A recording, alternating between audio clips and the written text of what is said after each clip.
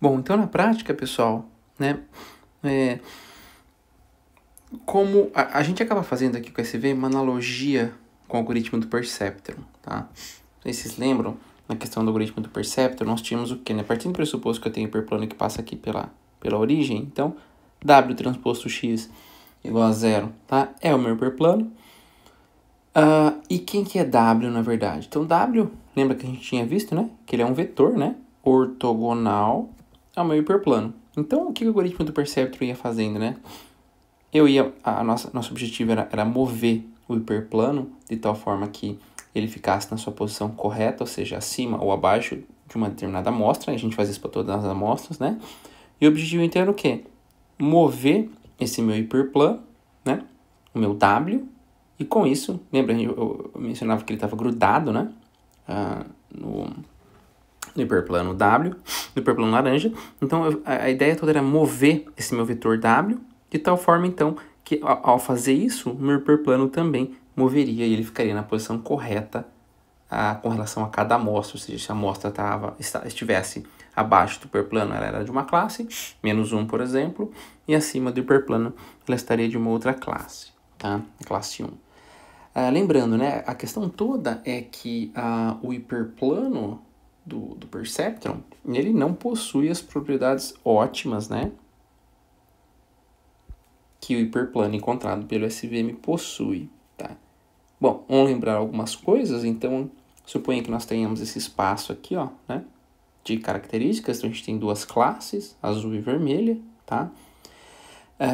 Então, todas as amostras que estiverem deste lado, de novo, o hiperplano, quem que é o hiperplano?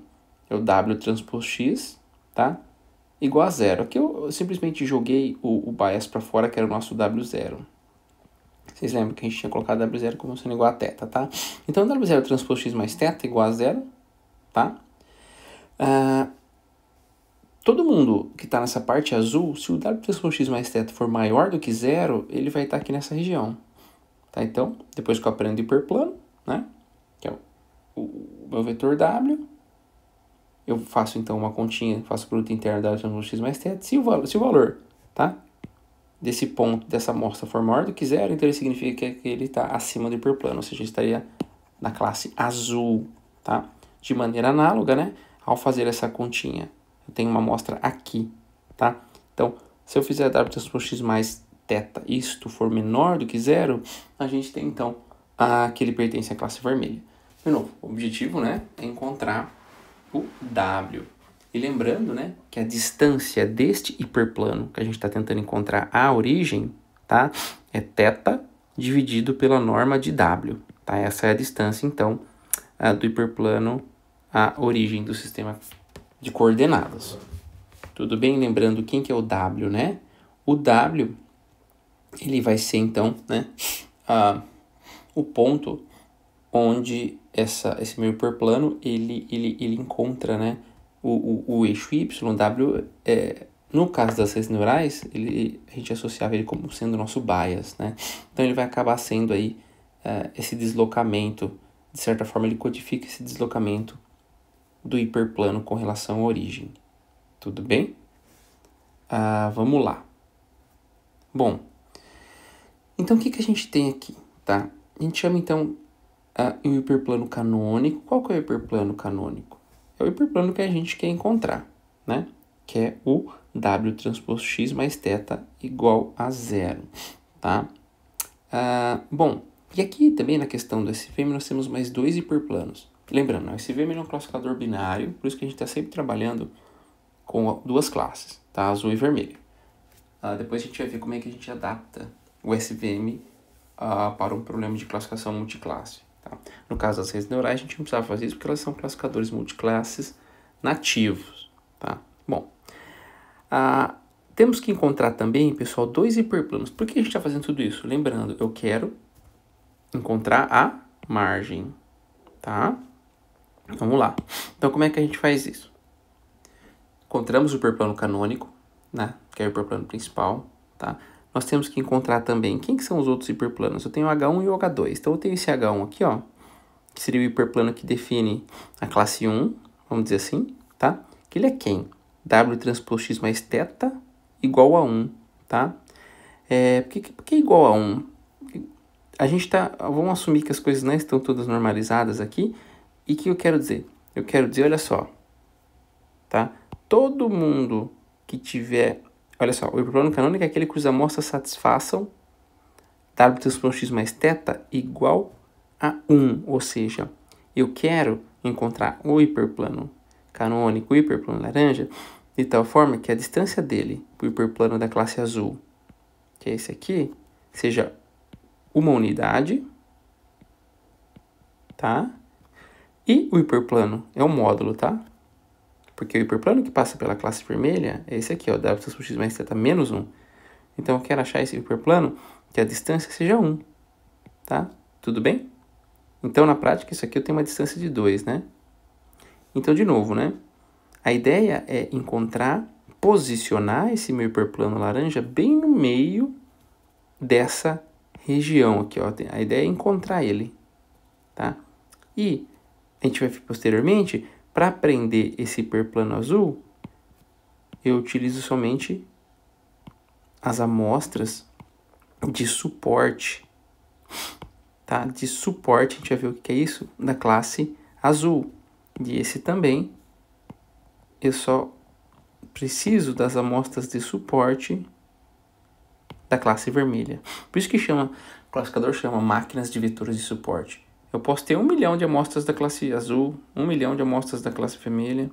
Para criar os hiperplanos H1 e H2, eu só vou precisar das amostras de suporte, tá? O SVM só considera as amostras de suporte, então, para fazer esses hiperplanos. Então, vamos lá. O que é importante a gente saber até agora da nossa aula? Que SVM são classificadores baseados na teoria do aprendizado estatístico. Que a ideia é o quê? É fazer uma relação custo-benefício entre o erro de aproximação e o erro de estimação, tá? Nós sabemos que SVMs, eles tentam encontrar esse hiperplano que maximiza a margem, que é essa região aqui, não é um hiperplano qualquer, como os hiperplanos aprendidos pelas redes MLPs, que tentam minimizar o erro de treinamento, tá? E para a gente conseguir fazer isso, então na prática aqui nesse nosso exemplo eu tenho 3 tipos de hiperplanos, tá? O canônico, que é o hiperplano, é simplesmente um nome diferente para o hiperplano que eu quero encontrar para se diferenciar dos outros hiperplanos, tá? E o H1, que é o hiperplano representado pela classe 1, e o H2, e o hiperplano representado pela classe 2, tá? Então, até o momento, é isso que a gente sabe, por enquanto, de SVM. E também para aprender, né, para encontrar os hiperplanos H1 e H2, a gente somente utiliza as amostras de suporte dessas respectivas classes, tudo bem? É isso que a gente sabe, tá? Então, vamos lá. Então, qual que é o nosso problema? De novo, de maneira similar, né, às outras aulas, que a gente está adotando a mesma nomenclatura. Dado um conjunto, então, lembra que nós tínhamos um conjunto de dados X, tá? Que ele é basicamente x1 união x2, ou seja, tenho duas partições. x1, meu conjunto de dados X tinha, né, Z amostras, tá? E x1 possui M amostras, tá? Então, de novo, aqui são as minhas amostras, meus pontos, meu espaço. Cada amostra xi, tá? Ele pertence a Rn. A gente não vai precisar mais usar aquela história de Rn mais 1, tá? Por isso que até a gente utilizava Rn mais 1 para acomodar o W0 no bias, tá? Agora eu estou até tirando o bias aqui desse produto interno. Então, a gente vai assumir que nós temos N amostras, não precisa ser N mais 1. E a classe de cada amostra vai ser menos 1 ou mais 1, tá? De maneira análoga ali ao perceptron. Mas a gente viu no perceptron que, na verdade, o que a gente precisa, na verdade, é o sinal da amostra, se negativo ou positivo. A gente vai precisar disso também para o SVM, tá? Porque na prática poderia ser classe 0, classe 1, classe 1, classe 2, é um classificador binário, não interessa, tá? A questão é que a gente vai precisar de menos 1 e mais 1 para poder fazer a orientação do hiperplano, igual nós fizemos com o perceptron, tá? Então, vamos lá. Lembrando, né, que as amostras mais próximas do hiperplano canônico, elas têm que satisfazer as seguintes condições, tá? Vocês lembram que elas têm que ter uma distância 1? Então, olha só, tá? O módulo 1, tá? Distância 1 e distância 1. Então, na prática, o que a gente tem, tá? Então, o hiperplano H1 era esse aqui, W transposto XI, tá? Porque agora eu tenho M amostras, por isso que eu coloquei o Izinho aqui, tá? Então eu tô considerando todo o conjunto de treinamento, tá? W transposto XI mais θ igual a 1, esse é o hiperplano H1, então se eu jogar 1 para cá, tá? Eu vou ficar dessa forma. No caso do H2, que é a classe vermelha, W transposto XI mais θ igual a menos 1, jogando o menos 1 para cá, vai ficar θ mais 1, tudo bem? É só uma outra maneira de poder reescrever, porque no final do dia a gente vai querer juntar as coisas. A gente vai juntar essas duas equações em uma. No contexto de classificação, o que a gente quer? Como eu falei para vocês, né? Se W transposto XI mais θ for maior do que 1, na verdade, né? Se eu quiser até colocar aqui, todo mundo que está aqui, pessoal, é W transposto XI mais θ maior que 1. Se eu considerar a amostra de suporte, vai ser W transposto XI mais θ maior ou igual a 1, tá? Então, todo mundo que está aqui, ó, eu vou até fazer aqui, ó, de azul. Quem tiver W transposto XI mais θ maior ou igual a 1, toda essa região aqui, ó, tá? Vai ser da classe mais 1. Quem tiver W transposto X mais θ menor do que 1, né? Ou menor ou igual, que é esse H2, todo mundo que tiver aqui vai ser da classe menos 1, perfeito? Então, é isso que a gente está fazendo, ó. W transposto XI mais θ, se ele for menor ou igual a 1, então significa que ele está, né, do lado de baixo aqui do hiperplano, tá? Então, o que eu quero dizer? Que se a amostra tiver classe menos 1, tá? O W transposto XI mais θ dela tem que ser menor ou igual a menos 1. Essa é a minha condição, tá? Se o YI for igual a 1, eu vou ter que achar o hiperplano de tal forma que W transposto XI mais θ dela, tá? Tem que ser maior ou igual a 1. Então, nós temos que encontrar o hiperplano canônico, né? O hiperplano separador com essas duas condições. É diferente um pouquinho da rede MLP, que a gente não impunha essas condições. Tudo bem? Então isso que vai tornar o problema um pouquinho diferente. E a gente consegue então, pessoal, olha só, juntar, né, essas duas equações. A gente consegue juntar em uma equação só, que é a nossa primeira equação da aula aqui. A gente vai ter várias, tá? Que é a equação que a gente chama de restrição do problema, tá? Porque, na verdade, então, se eu... aqui, tá? Se meu YI for igual a 1, vai ficar o quê? W transposto XI mais θ, tá? Menos 1 maior ou igual a 0, que no final vai dar W transposto XI mais θ, tá? Maior ou igual a 1. Se meu YI for igual a menos 1, tá? A gente vai trocar todo o sinal disso aqui, tá? 1 passar para lá sendo positivo, só que como vai estar tudo negativo por conta desse y igual a menos 1, então vamos multiplicar tudo por menos 1, vai trocar esse sinal, tá? Então vai ficar W transposto x mais θ, tá bom? Menor ou igual a menos 1. Então o que eu quero dizer? Essa equação 1, pessoal, tá? Vamos voltar aqui, ó. Essa equação 1 é a mesma coisa, tá? Que essas duas equações, tudo bem? A questão é que a gente juntou essas duas aqui em uma só. A gente fez algo similar com a função de custo da entropia binária cruzada. Vocês lembram? Que a gente acabou juntando aquelas duas, ela é composta por duas partes, né?